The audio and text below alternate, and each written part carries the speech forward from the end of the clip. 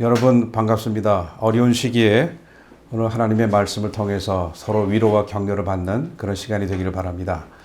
오늘 여러분과 함께 나눌 하나님의 말씀은 구약성경 열왕기상 19장 1절부터 8절까지 제가 먼저 봉독하고 하나님의 말씀을 설교하도록 하겠습니다. 아합이 엘리야가 행한 모든 일과 그가 어떻게 모든 선지자를 칼로 죽였는지를 이세벨에게 말하니 이세벨이 사신을 엘리야에게 보내어 이르되 내가 내일 이맘때에는 반드시 네 생명을 저 사람들 중 한 사람의 생명과 같게 하리라. 그렇게 하지 아니하면 신들이 내게 벌 위에 벌을 내림이 마땅하니라 한지라. 그가 이 형편을 보고 일어나 자기의 생명을 위해 도망하여 유다에 속한 브엘세바에 이르러 자기의 사환을 그곳에 머물게 하고 자기 자신은 광야로 들어가 하루길쯤 가서 한 로뎀나무 아래에 앉아서 자기가 죽기를 원하여 이르되 여호와여 넉넉하오니 지금 내 생명을 거두시옵소서. 나는 내 조상들보다 낫지 못하니이다 하고 로뎀나무 아래에 누워 자더니 천사가 그를 어루만지며 그에게 이르되 일어나서 먹으라 하는지라. 본즉 머리말에 숯불에 구운 떡과 한 병 물이 있더라. 이에 먹고 마시고 다시 누웠더니 여호와의 천사가 또 다시 와서 어루만지며 이르되 일어나 먹으라. 내가 갈 길을 다 가지 못할까 하노라 하는지라. 이에 일어나 먹고 마시고 그 음식물에 힘을 의지하여 40주 40여를 가서 하나님의 산 호렙에 이르니라. 오늘 현재 코로나19 전염병 때문에 개인적으로도 사회적으로도 그리고 전 세계적으로도 많은 고난과 어려움을 겪고 있습니다. 비단 코로나19뿐만 아니라 우리의 삶은, 우리 인간의 역사는 끊임없는 고통과 재난의 연속이었습니다. 우리가 일상생활을 한번 살펴보더라도 우리는 때로는 낙심할 때가 종종 있습니다. 우리 여러분 학우들 열심히 공부했는데 학점이 저조할 때, 그래서 장학금을 받지 못해서 어딘가에 가서 또 알바를 해야 되는데 성적도 잘 안 나오고 알바 기회도 없고 하면 참 여러 가지로 마음이 낙심되고 또 때로는 절망할 수도 있을 겁니다. 또 우리 교수들도 실망할 때가 종종 있습니다. 우리 제자들에게 열심히 가르치는데 반응이 없다든지 또 여러 가지 면에서 좀 부정적인 그런 어떤 반응을 하게 될 때 적지 않은 마음에 부담이 있는 것도 사실입니다. 또 교회에서 열심히 준비해서 설교를 했는데 설교에 반응이 없고 또 여러 가지 다른 일을 하게 되는 것을 강단에서 보게 되면 아무리 영성이 뛰어난 목회자라 할지라도 마음에 상처가 될 수밖에 없습니다. 각종 고통들, 일상생활에서 겪는 많은 경험들이 우리로 하여금 우리의 마음이 낙심되게 하고 때로는 감정적으로도 우울해지게 됩니다. 이렇게 되면 내 자신이 작아지고 못나 보이고 다른 사람에 비해서 아주 추한 그런 모습으로 부각되기 마련입니다. 더 나아가서 우리가 살고 있는 내가 처해 있는 상황이 더 어두워진 것 같고 더 절망적으로 여겨지게 됩니다. 여기에다가 자신에 대한 또 삶에 대한 그런 자신감이나 의욕도 없어지게 되고 만사가 다 귀찮아질 뿐만 아니라 심지어 신앙생활에 대한 의미조차도 우리가 무의미하게 여길 때도 있습니다. 이런 현상은 누구에게든지 찾아올 수 있습니다. 믿음의 용장이요 위대한 선지자였던 엘리야도 이런 경험을 하면서 오늘 읽은 본문 속에서 낙담할 뿐만 아니라 낙심할 뿐만 아니라 자기의 생명을 취해달라고 하나님 앞에 하소연하는 그런 아주 나약한 한 인간의 모습을 우리는 엘리야를 통해서 보게 됩니다. 여러분 잘 아시는 대로 엘리야는 우리가 읽은 본문 전장인 열왕기상 18장에 보면 엘리야는 바알 선지자 450명과 아세라 선지자 400명과 대결해서 하나님이 살아계심을 증거했던 그런 위대한 대장부 선지자였습니다. 그런데 19장에 오게 되면 자신과의 싸움에서 이기지 못하고 낙심 속에서 하나님 나를 죽여달라고 그렇게 낙심한 절망한 그런 나약한 모습을 보여주게 됩니다. 그러면서 우리 엘리야를 보게 되면 엘리야가 낙심을 어떻게 극복했는지를 보려면 왜 18장에 나오는 엘리야는 그렇게 위대하고 하나님의 선지자로서 용감하고 대담한 모습을 보여주다가 왜 그렇게 쉽게 자기의 생을 포기하고자 하는 나약한 절망의 늪으로 떨어지게 되는지 살펴볼 필요가 있습니다.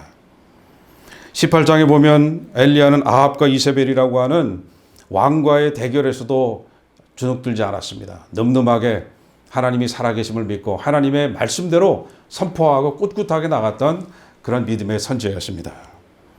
더군다나 바알과 아세라 선지자들과 숫자적으로 너무나 많은 숫자였지만 그래도 조금 더 주저하지 아니하고 위축되지 아니하고 담대한 하나님의 선지자로서 그런 아름다운 승리의 삶을 살았던 분입니다.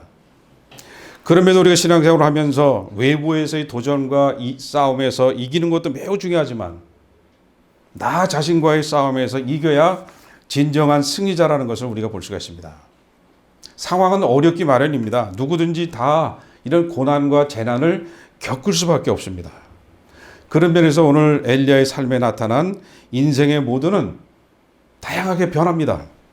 우리가 이미 말씀드린 대로 갈멜산에서는 하나님의 임재와 하나님의 능력으로 홀로 남았지만 850명이나 되는 이방 천지자들과의 대결에서도 꼿꼿하게 하나님의 살아계심을 제단을 불로 태워버림으로 말미암아 하나님이 살아계심을 만방에 선포했던 확증했던 그런 인물이었습니다.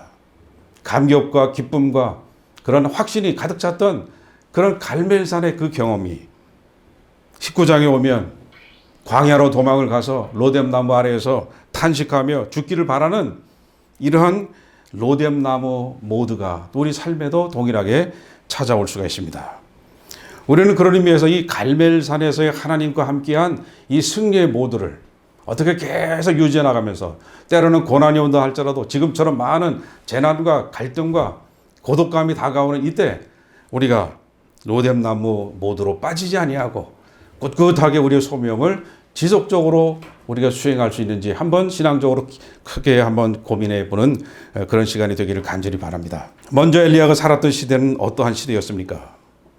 솔로몬 왕의 타락으로 말미암아 왕국이 분열이 되고 남북의 그런 그 갈등과 대치 상태가 계속되고 있었으며 하나님을 떠나고 배교한 이스라엘 민족이 우상 숭배로 각종 우상 숭배를 하고 있었습니다.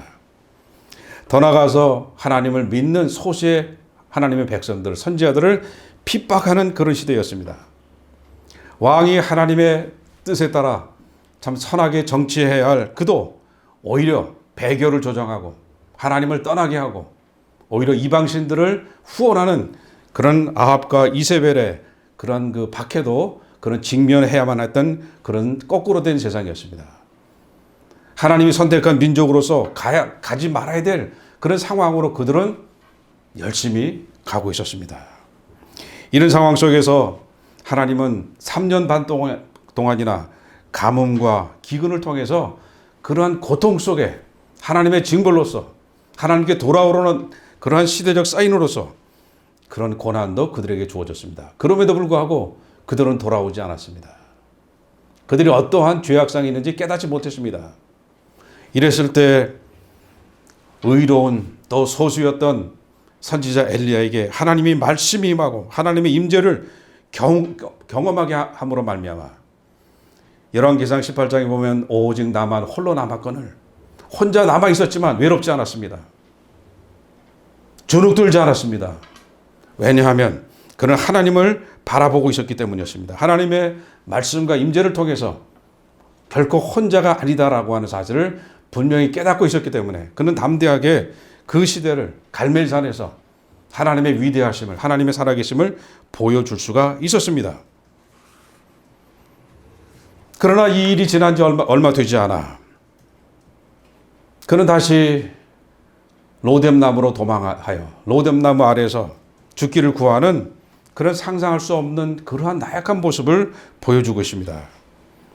한 인간이나 지도자의 진가는 어려운 일이 생길 때 그 어려운 일을 어떻게 극복하느냐에 달려 있습니다.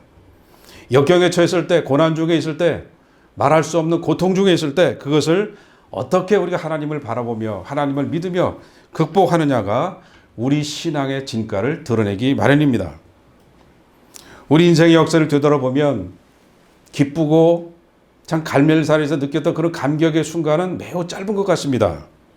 그러나 그러한 것을 만들어내기 위한 지난한 긴 과정을 잘 인내함으로 믿음으로 나갈 때에 우리는 그렇게 승리하며 하나님의 살아계심을 느끼며 사역하며 살아갈 수가 있습니다. 그러나 순간 하나님을 바라보는 시각이 약화되면, 우리에게 임한 하나님의 말씀을 망각하면, 하나님의 임재를 경험했는데도 불구하고 우리 다른 것에 우리 시선이 빼앗기게 되면 쉽게 좌절하기 쉽고 고독에 빠지기 쉽고 우울해지기 마련입니다. 그러다 보면 나 자신을 왜소하게 보고 상황을 필요 이상으로 악화된 상황을 극대화시키는 그러한 현상이 일어나게 됩니다. 이것은 비단 평범한 사람들에게만 나타나는 것이 아니라 위대한 지도자에게도, 영적으로 담대했던 우리 하나님의 선지자 엘리야에게도 나타났습니다. 여러분, 열왕기상 18장 내용을 쭉 보시면 엘리야는 그 당대에 얼마나 귀한 일을 했습니까? 선지자로서 하나님의 살아계심을 드러내고 이방 신상들과 대결해서 하나님이 참신이심을 이스라엘 민족 앞에, 왕 앞에서도 보여줌으로 말미암아 이스라엘 민족이 하나님께로 돌아오는 계기를 만들었던 그런 인물이었습니다. 뿐만 아니라 그는 그러한 승리 뒤에 한 사람의 제사장으로서 무릎을 꿇고 가뭄을 걷어달라고 3년 반 동안 그런 많은 고통 속에 있었던 자기 민족을 구해달라고, 큰 비를 내려달라고 기도하는 그러한 제사장의 모습을 보게 됩니다. 우리 같은 민족의, 이스라엘 민족의 그런 어려운 현실을 하나님 들어주옵소서. 제사장으로서 민족을 위해서 대신 하나님 앞에 기도의 제사를 드리는 그런 아름다운 제사장의 모습을 보게 됩니다. 그런데 19장에 가다 보면 이러한 대선지자여 승리자인 엘리야가 이제는 도망자로 바뀌어져 있습니다. 낙심하고 탈진했습니다. 18장에서 말하는 나만 홀로 남았거늘 이라는 말 속에는 하나님과 함께 했기 때문에 결코 외롭지 않았고, 거기에는 어떤 낙담 어린 그런 하소연이 아니었습니다. 그러나 로뎀 나무 아래에서 그가 외치는 하나님, 나만 홀로 남았습니다, 내 생명을 거두어 주소서라고 하는, 나만 홀로 남았다고 하는 그의 탄식 속에는 고독이 짙게 남아있고 하나님을 바라지 못해서 소외되고 낙담의 늪에서 호족거리는 나약한 그의 모습을 발견하게 됩니다. 여러분, 갈멜산에서 그렇게 위대한 선지자로 승리의 주인공으로 또 기도함으로 큰 비를 내리게 했던 그 믿음의 용장이 어떻게 하루아침에 이렇게 겁쟁이로 변신했습니까? 왜 낙심했습니까? 왜 자기에게 주어지는 고난을 이겨내지 못하고 이렇게 낙담하며 한숨 쉬는 그런 나약한 도망자로 변모되게 된 이유가 뭡니까? 그는 먼저 시시각각 다양하게 다가오는 그 상황을, 도전을 제대로 이해하고 해석하지 못했습니다. 우리들은 우리 다가오는 모든 어려운 환경을 우리 나름대로의 선입관을 가지고 판단하고 행동할 때가 종종 있습니다. 신앙이 좋다라고 하는 것은 항상 하나님의 말씀을 통해서 하나님의 섭리 가운데서 우리에게 주어지는 개인적인, 시대적인 또 사역적인 그런 일을 바라보고 해석하는 그러한 분들이 신앙적인 성숙도가 높다고 할 수가 있을 겁니다. 19장 3절을 한번 보시게 되면 이런 말씀이 나옵니다. 그가 이 형편을 보고 일어나 자기의 생명을 위해 도망하여. 여기 보면 이 형편을 보고 일어나. 하나님의 임재, 하나님의 말씀, 그 시대를 향한 하나님의 섭리보다는 그 형편을 보고 즉각적으로 일어나 도망하기 시작했다는 거예요. 우리의 믿음의 척도는 잘 믿는다라고 하는 확신도 중요하고 소망을 잃지 않는 것도 중요하지만 시시각각 여러 다양한 상황으로 우리에게 다가오는 것을 믿음의 관점에서 하나님의 말씀에 근거해서 우리가 이해하고 해석하고 행동하는 것이 매우 중요한데, 이 본문을 통해서 보게 되면 우리 엘리야는 이 상황이 너무 크게 보였던 것 같아요. 일단 어려운 환경에, 일단 어려운 문제에 우리가 빠지게 되면 하나님은 눈에 들어오지 않고 비신앙적인 요소들이, 환경적인 요인들이, 상황이 우리의 생각을 압도하게 되고 우리의 행동을 제한시켜 버리고 맙니다. 하나님과의 그런 관계 속에서 그 형편을 본 것이 아니라 지금 자기에게 주어지는 다소 불리하게 진행되고 있는 그런 형편 때문에 즉각적으로 행동하고 말았습니다. 절망했습니다. 도망했습니다. 더 나아가 낭망하면서 죽여달라고 하나님 앞에 지금 울부짖고 있는 그런 모습을 보게 됩니다. 여러분, 지금 어려운 상황에 우리가 놓여 있습니다. 개인적으로도 그렇고 다양한 그런 어려움이 우리에게 다가오고 있습니다. 이것은 비단 우리 개인뿐만 아니라 우리 신학대학도 그렇고 우리 교계도 어느 때보다도 어려운 시기에 놓여 있다는 사실을 누구도 부인할 수 없습니다. 이러할 때 우리는 상황만 보실 겁니까? 하나님이 이런 어려움을 통해서, 이런 고난을 통해서 우리를 어떤 방향으로 이끌어 가시기를 원하는지에 대한 그런 믿음의 시각이 열리기를 간절히 바랍니다. 하나님을 어려울수록 더 크게, 더 바르게 쳐다보는 여러분이 되기를 바랍니다. 코로나19 바이러스 때문에 우리가 혼자 있는 시간이 많고 사회적인 거리를 두어야만 합니다. 그러나 이러한 시기에 오히려 믿음의 주여 온전케 하시는 이인 예수님께로, 복음으로, 하나님께로 더 가까이 가는 그러한 삶의 변화가 있기를 간절히 바랍니다. 그렇게 하게 될 때 우리 인생에서는, 우리 삶에서는 로뎀나무의 모두에서 갈멜산의 모두로 바뀔 수 있는 그런 전기가 생겨질 것으로 믿습니다.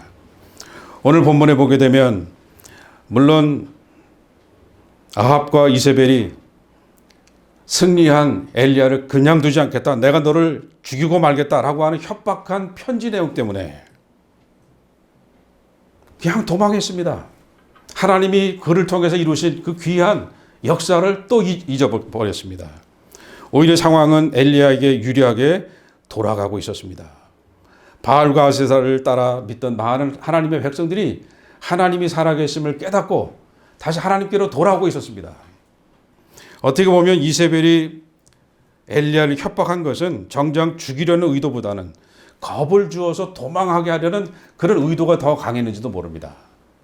그런데 하나님의 말씀과 하나님의 시선을 두지 않은 엘리야는 그 상황 때문에, 편지 하나 때문에, 협박 때문에 이전에 18장에 나타나는 엘리야의 모습과는 전혀 다른 도망자의 모습으로, 배신자의 모습으로 모든 것이 끝났다고 좌절하고 포기하는 그러한 사람으로 변모하고 말았습니다. 하나님을 바라보는 시각이 없어졌을 때 우리는 쉽게 엘리야처럼 상황을 불필요하게 크게 보고 그것 때문에 낙심할 수밖에 없고 절망의 늪으로 빠져들 수밖에 없습니다.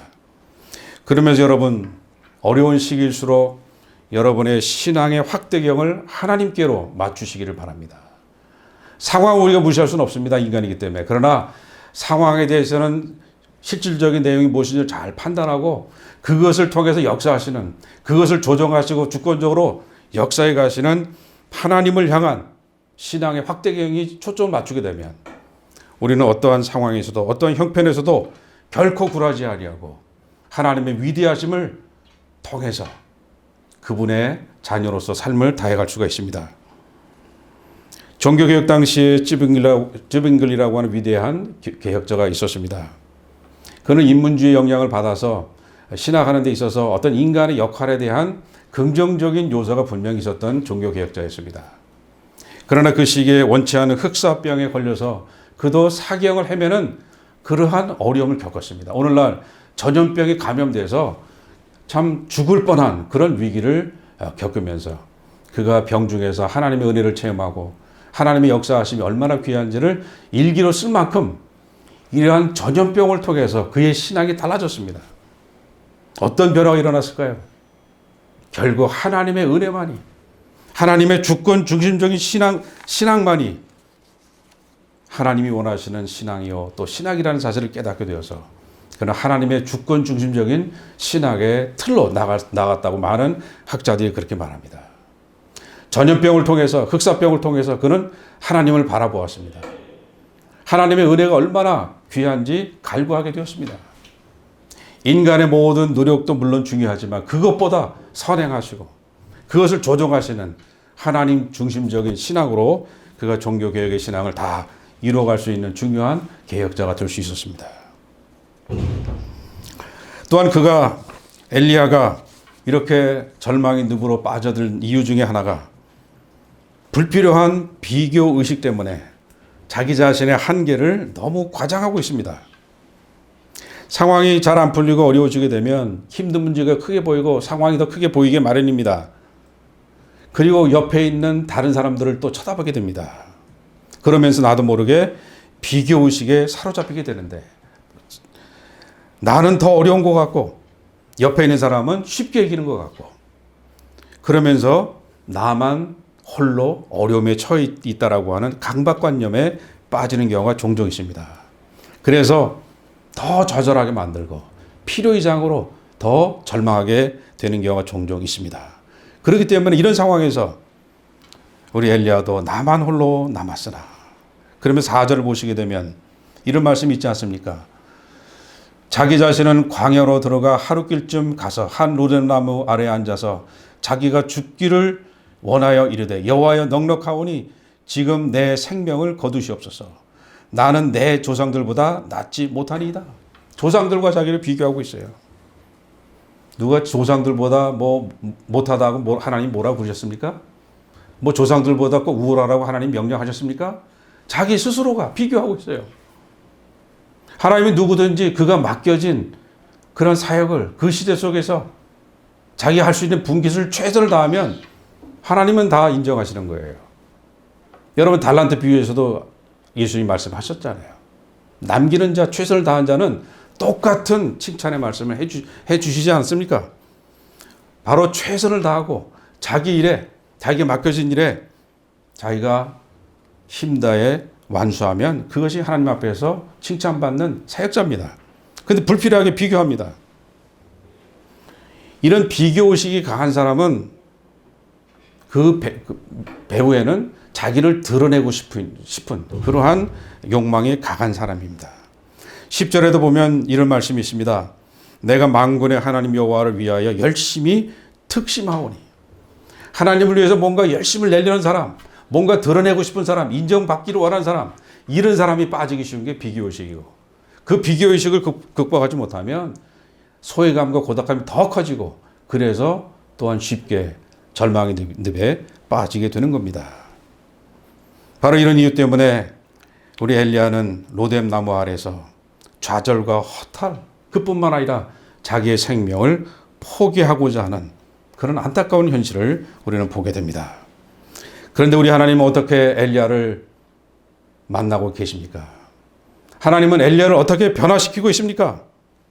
갈멜산에도 함께 하셨던 하나님, 또 로뎀나무 아래서도 역시 하나님은 엘리야를 버리지 않으셨습니다. 하나님은 누구보다도 엘리야가 낙심한 이유를 잘 알고 계셨습니다.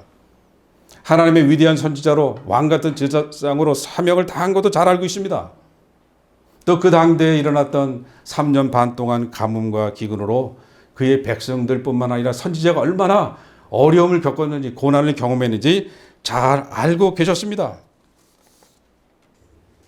그러니까 하나님이 먼저 찾아오시고 천사를 통해서 엘리야를 위로합니다. 어떻게 먼저 위로합니까? 먼저 쉬게 하십니다. 쉬게 하십니다. 우리의 몸이 연약해지면 우리의 마음도 쉽게 낙심할 수밖에 없습니다. 그런 것을 잘 꿰뚫어 보시는 하나님이십니다. 엘리야가 낙심해서 극복될 수 있도록 하나님은 영적인 문제를 중시도 하지만 그러나 육적인 문제부터 하나님은 먼저 해결해 주십니다. 우리가 신학생이라고 해서 육체의 쉼이나 어떤 건전한 여가 선용을 위한 그런 시간 투자를 우리가 부정적으로 볼 필요는 없습니다.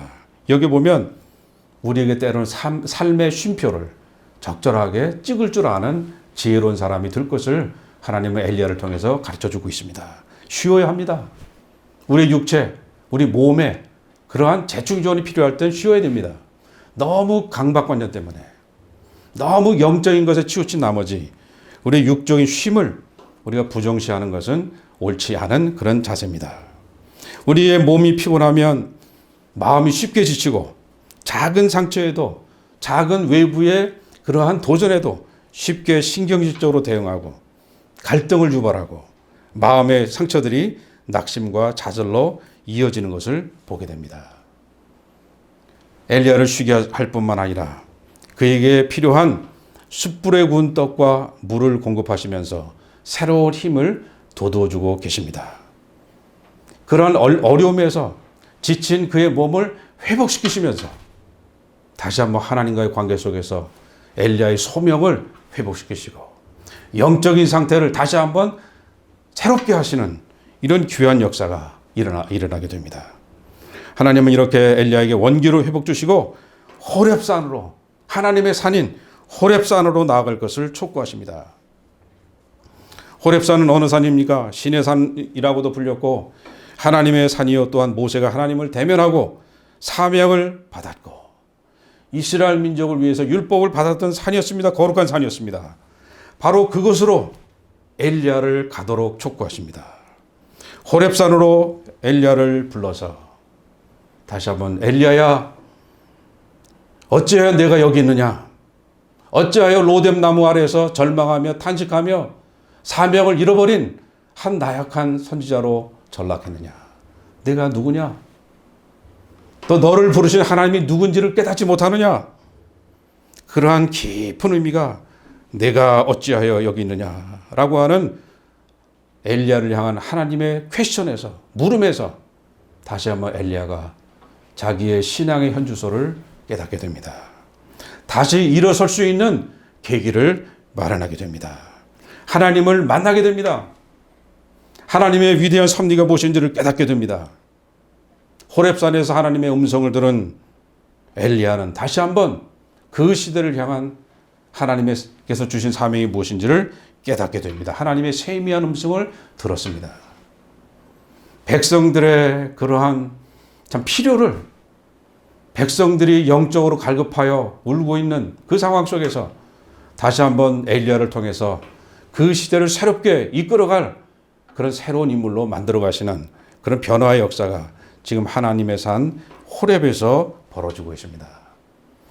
사랑하는 하고 여러분, 우리 인생의 경험에도 갈멜산에서의 감격, 승리감 우리가 경험할 수 있습니다. 또 때로는 좌절하고 우리도 모르게 엘리야처럼 하나님 살고 싶지 않습니다. 제 소명이 없는 것 같습니다. 좌절할 때도 있습니다. 그리고 때로는 방황할 때도 있습니다. 그러나 분명히 믿으십시오. 하나님은 여러분을 사랑하시기 때문에, 여러분을 부르셨기 때문에 하나님은 여러분과 함께 하십니다. 말씀을 통해서, 임재를 통해서 여러분을 호렙산으로 부르십니다. 하나님의 산으로 가셔야만 합니다. 어려움이 있을수록 재난 속에서라도 이길 수 있으려면, 절망의 늪으로 빠지지 않으려면 하나님의 음성을 듣기 위하여 하나님께서 우리의 소명과 사명을 새롭게 해주시는 하나님의 산 호렙으로 나아가는 여러분과 제가 되기를 간절히 바랍니다. 하나님은 호렙산으로 엘리야로 하여금 나아갈 뿐만 아니라 18절을 보게 되면 남기신 하나님의 사람 7,000명이 있다고 말씀하십니다. 너만 혼자 남아있는 것이 아니다. 이 어려운 시기에 너만 당하는 고난이 아니라 이 시대를 움직여갈 수 있는 하나님의 신앙으로, 하나님이 원하시는 방향으로 함께 이끌어갈 동역자 7,000명이 있다는 것을 엘리야에게 말씀하시면서 다시 일어나 하나님의 선지자의 길을 꼿꼿하게 갈 것을 촉구하고 있습니다. 사랑하는 엑지의 우리 하구 여러분, 개인적인, 사회적인, 또한 전 세계적인 이러한 코로나 때문에 고통당하는 중에 또 여러 다양한 도전들이 우리에게 다가오고 있고, 또한 우리는 그것을 경험하고 있습니다. 여러분, 우리 인생의 모두를 갈멜산의 모두로 나가기 위해서는 항상 호렙산으로 나아가는 하나님의 음성을 듣는, 하나님께서 소명과 사명을 새롭게 하시는 그 하나님을 만나야, 그 복음의 본질에 우리가 집중해야, 우리의 시선을 하나님께로 향해야 우리는 로뎀나무 모두에서 갈멜산 모두로 나갈 수가 있습니다. 사랑하는 하구 여러분, 우리는 혼자가 아닙니다. 액체 공동체가 있습니다. 여러분을 위해서 기도하는 교수들이 있습니다. 선생님이 있습니다. 선후배가 있습니다. 세계 여러 나라에서 같이 사역하는 하나님의 귀한 사역자들이 우리의 동역자로 있습니다. 오늘 이 순간에 우리를 액체로 부르신 하나님의 섭리를 깨닫고 이 재난을 통해서 다시 한번 엘리야처럼 소명과 사명을 회복하여 우리의 길을 꿋꿋하게 나갈 수 있는 아름다운 액진이 되기를 주의 이름으로 축원합니다. 감사합니다.